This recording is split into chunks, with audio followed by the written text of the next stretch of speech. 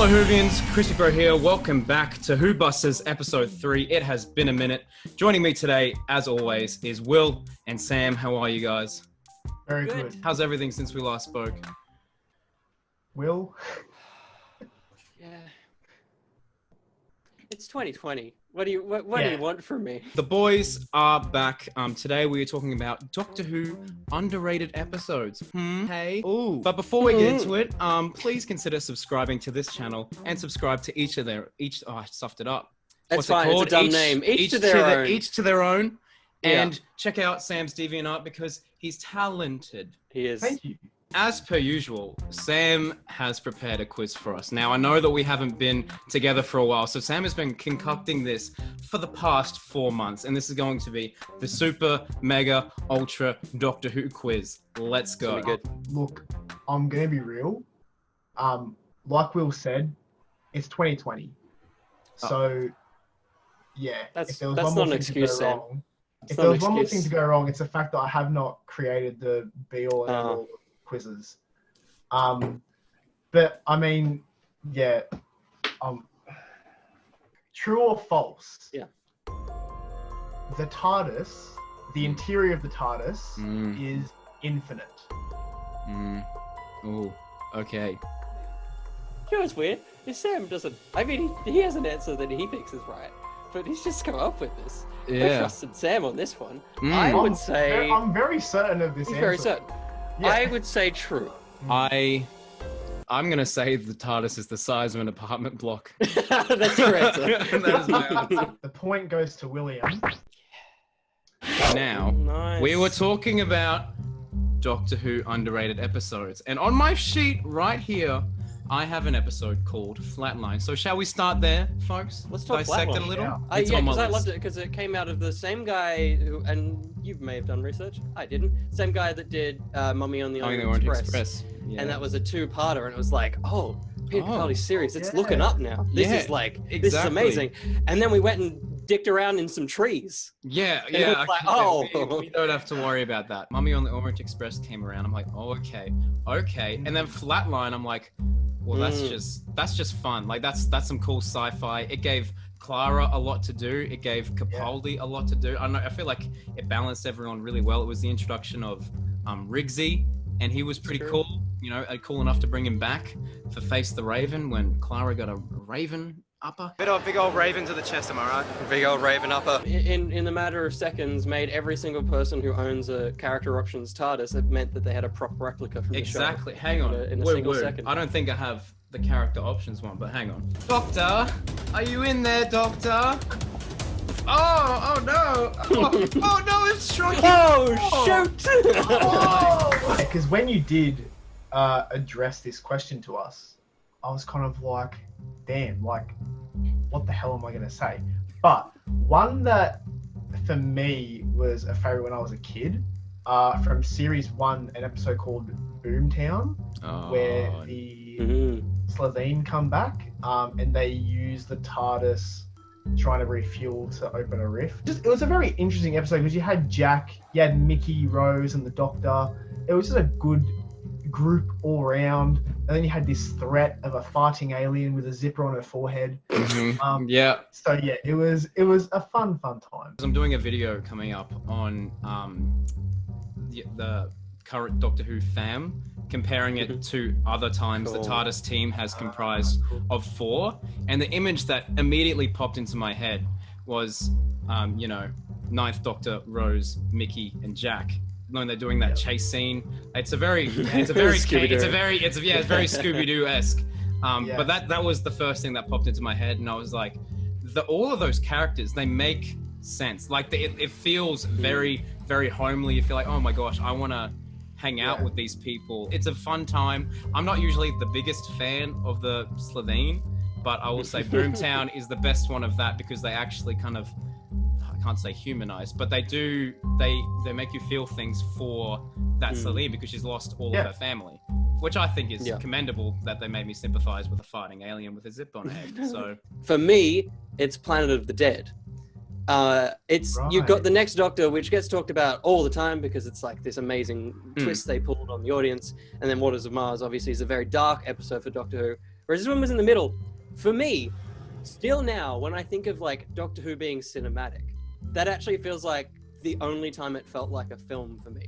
When they were standing by a bus in the middle of a desert, in the middle of nowhere, and then they have to go on an adventure to this spaceship that's massive, and there's these scenes of them walking across the desert. I loved it because for me, I remember just going, feels like a film. Even the way they shot the Irish guy that's in the unit van that none of us are going to remember his name. Malcolm, that's the one.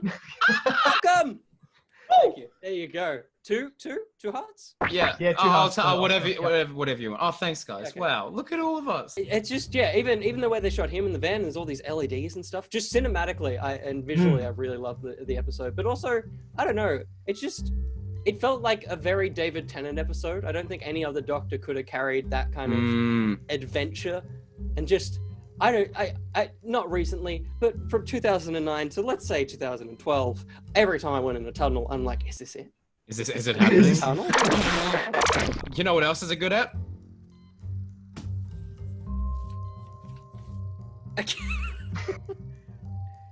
You ready? I'm gonna whisper into my mic here. You ready? Dinosaurs on a Spaceship.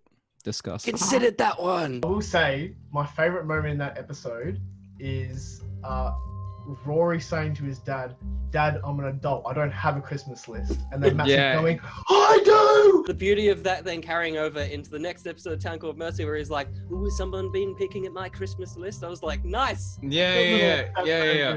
That is good. Thing. Yeah, Series 7 Part 1 was a wild time. It was yeah. I don't know, those title sequences, I don't really know what's going on. Oh, Sam's personally offended by me mentioning that. I just gave it a single finger, but Sam gave it his entire voice box.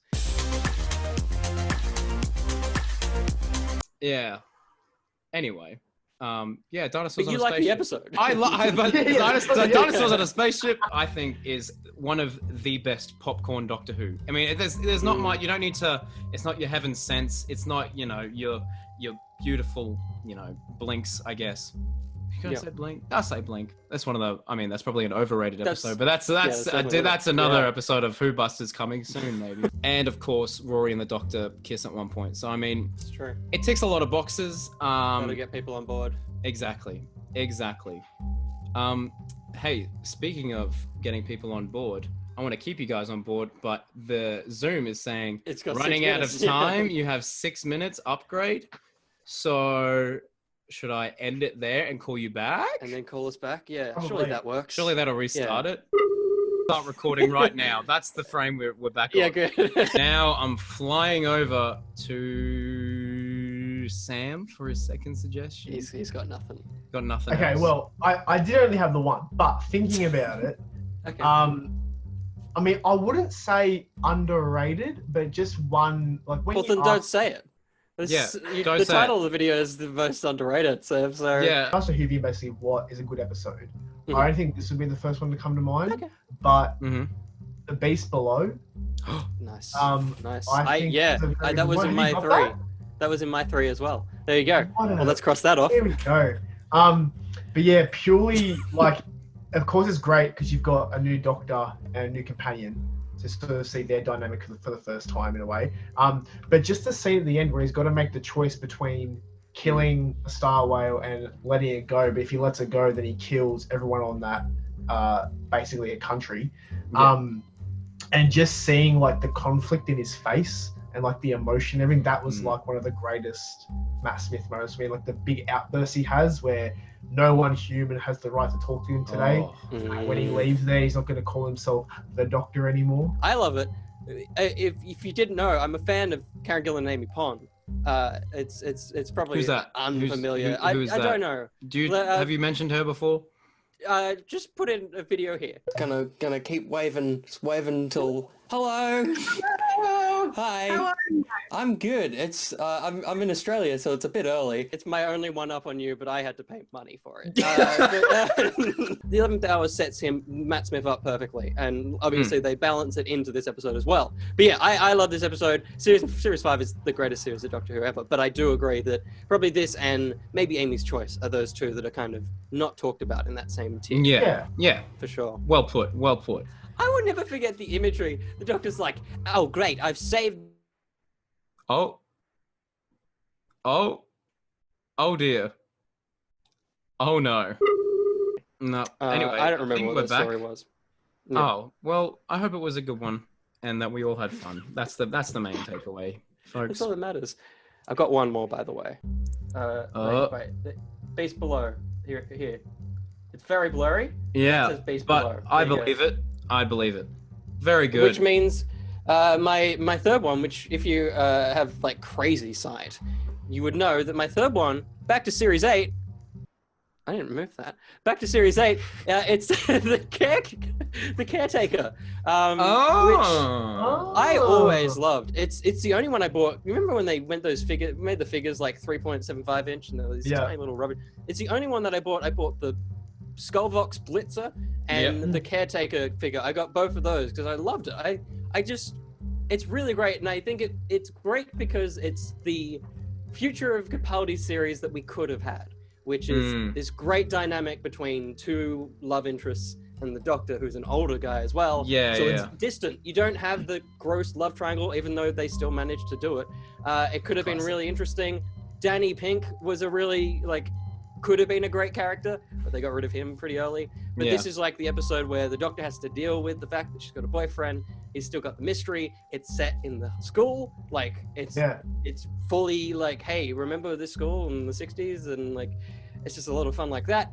The junkyard where the Skullvox is I think supposed to be the junkyard where the TARDIS once was. Really? I think that was the bit. It was the comedy episode of the series as well, because a lot of it's the Doctor is dark and brooding and what's he going to be? And this is the one where he's the Doctor that we eventually get, which is a granddad that's a little awkward and funny. Like the scene where he comes in, he's like, "I'm the caretaker."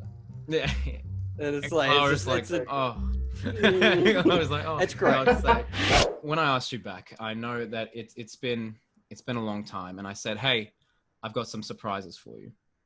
I splashed out a little bit, and I thought we could all share in this moment. I got us all something that we can all enjoy in quarantine. A lovely pizza. Oh, you want some pizza? Would you like some pizza? Pizza? Oh yeah. I'm fine. Here you go, Will. Yeah, please. Thank you. Thank you. Oh, good. Oh wow, delicious. Good. How is it? Good? It's how we do things in quarantine. Yes, guys, thank you so much for watching another episode of Whobusters. Please leave in the comments below what you think is the most underrated episode of Doctor Who. But before we go, Will, could you please try and sell us something in your room in under a minute? And Sam and I have to figure out if we want to buy it or not. And you're off. Are you a fan of the classic series? Do you have a minimal budget? Well, so did they. So if you're making a fan film and you need a monster, look no further than the cleaning aisle, because you can get your very own Ark of the Space, which is a Doctor Who. I think it's the 4th Doctor's 3rd episode. Oh, it's a creature! Oh, it's a scary creature! It can be yours for the low price of whatever it is at Woolworths. Ooh. This man literally never fails. I don't know how you do it. Love your work. That was incredible. Love your work. Sensational.